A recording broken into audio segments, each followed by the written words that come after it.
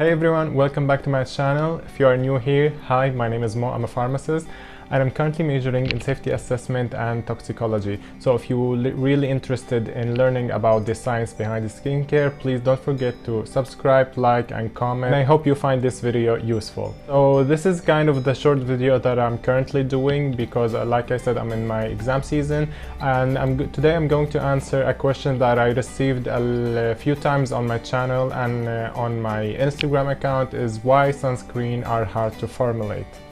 Usually sunscreen are so hard to formulate for many reasons, formulation wise, after formulation wise, like testing and making sure that they are reaching the specific SPF that the company wants, that they put on the label. So if the company decided, okay, that we need to make an SPF 30 sunscreen, then the sunscreen, when it is tested by the company or other third party testing companies, it needs to be 30. But now I'm talking about specifically in this video about the formulation wise, because we have a lot of a group of ingredients that needs to be in the sunscreen to make it effective.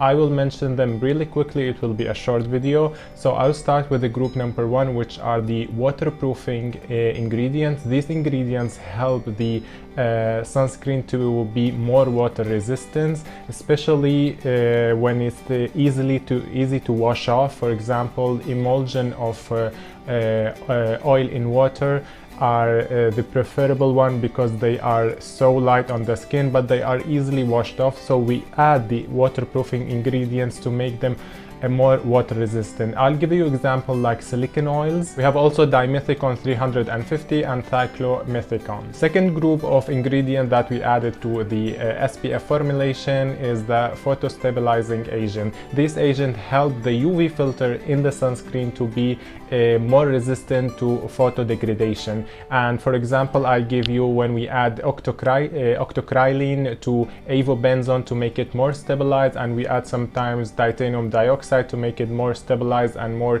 resistant to UV degradation, and sometimes we even add the polyester 8 to make the whole UV filter more resistant to UV degradation. The third group are emollients. We add emollients sometimes to as a solvent for the lipophilic organic UV filter, and it has also a second goal. Emollients sometimes also increase the water resistance of the formulation of the sunscreen. Fourth group are thickeners. Thickeners are a group of ingredients that we added to the SPF from the name to thicken up the formula.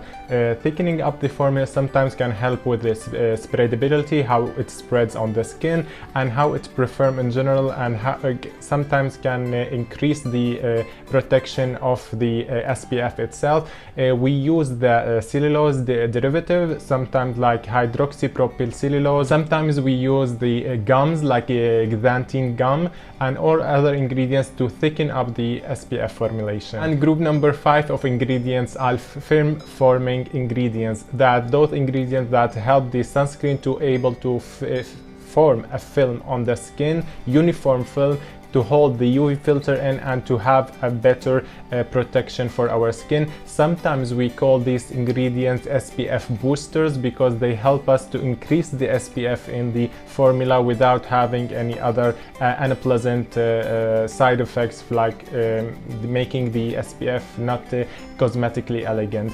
We use in this case sometimes hydrolyzed wheat protein with PVP, and sometimes we use a cross polymer methyl cellulose also as a film forming agent. The group number 6 of ingredients are of course antioxidant. This antioxidant we know that fights the oxygen species that happens in the formula and in our skin, so it helps to minimize the oxidation stress in the formula and also in our skin.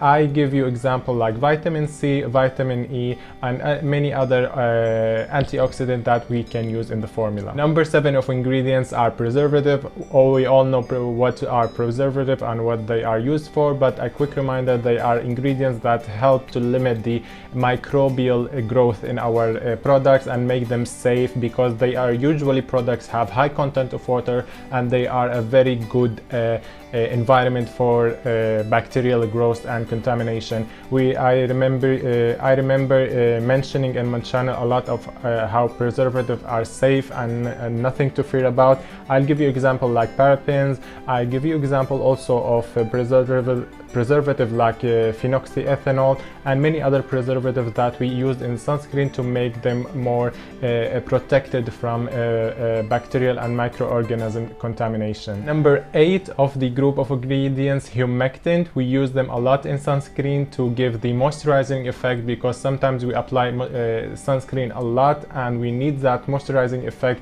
to help maintain the integrity of a skin barrier and help the skin fight off the damaging effect of the sun with better performance. These kind of humectant like hyaluronic acid, glycerin and propylene glycol. Number 9 is the chelating agent. These kind of ingredients help to increase the stability of the formulation by binding to metal ion. Metal ion usually with the existence of sun or without it help to increase the existence of oxygen species. So by binding to this metal ion, we prevent the increasing chance of existing of oxygen species, and also they bind to all the kind of metal ion in the formula and help to stop this negative effect. I give you one example of the chelating agent we usually use in sunscreen are erythritol. Last group of ingredients are called propellant. We usually think about these ingredients if we have a spray sunscreen. These kind of agents are mostly gases that help the product to get out of the can when we press the spray button. They push the product on from the bottle to our skin. They usually have one goal, which is like pushing out the product when we use a spray sunscreen. So this was my video for this day. Let's talk about sunscreen and why they are hard to formulate. Please don't forget to subscribe, like, share and comment. And if you have any question that you want me to answer, please put it in the comment. I will be happy to read about it, and I see you in the next video. Bye.